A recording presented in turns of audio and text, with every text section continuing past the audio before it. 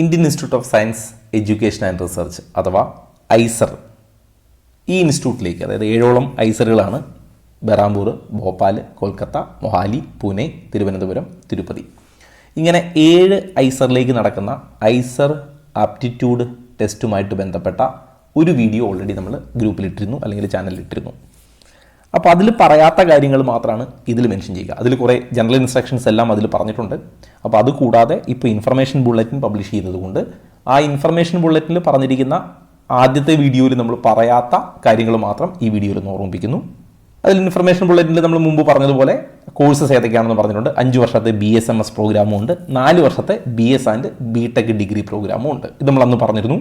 ഇനി അന്ന് പറഞ്ഞൊരു കാര്യം പിന്നീട് ഒരുപാട് കുട്ടികൾ മെസ്സേജ് അയച്ച് ചോദിച്ച ഒരു കാര്യമാണ്, ഇതിൻ്റെ എലിജിബിലിറ്റി ക്രൈറ്റീരിയയിൽ വ്യത്യാസമില്ലേ? ഒരുപാട് ന്യൂസുകളും മറ്റും വന്നിരുന്നു. ഒരിക്കൽ കൂടി ഓർമ്മിപ്പിക്കുന്നു, എലിജിബിലിറ്റി ക്രൈറ്റീരിയ ഇപ്പോഴും ഇങ്ങനെ തന്നെയാണ്. അപ്ഡേറ്റഡ് എലിജിബിലിറ്റിയിലും പറഞ്ഞിരിക്കുന്നത് 2023 പാസ്സായ കുട്ടി, 2024 പാസ്സായ കുട്ടി, 25 എഴുതാൻ പോകുന്ന കുട്ടി, ഈ 3 കാറ്റഗറിക്ക് മാത്രമാണ് അപ്ലൈ ചെയ്യാൻ പറ്റുക. അതിന് മുമ്പ് എഴുതിയവർക്ക് അല്ലെങ്കിൽ അതിന് മുമ്പ് +2 പാസ്സായവർക്ക് പറ്റില്ല.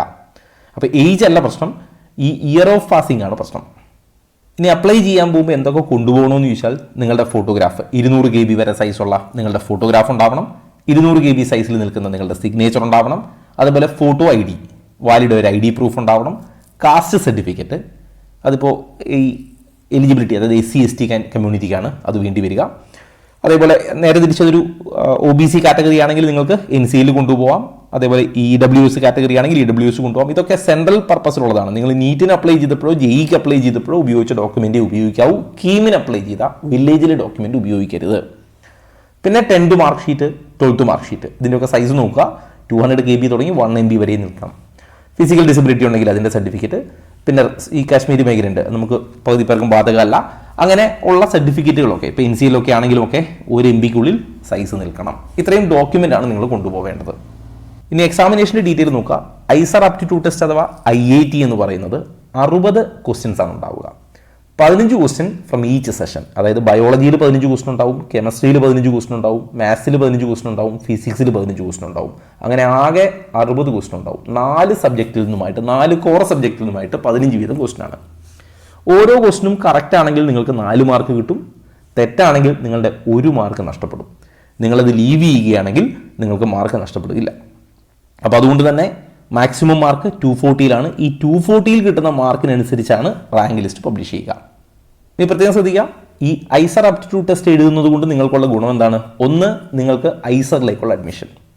രണ്ടാമത്തേത്, ഇന്ത്യൻ ഇൻസ്റ്റിറ്റ്യൂട്ട് ഓഫ് സയൻസിലെ ബാച്ചിലർ ഓഫ് സയൻസിൻ്റെ അഡ്മിഷനും ഇതുവഴിയുണ്ട്.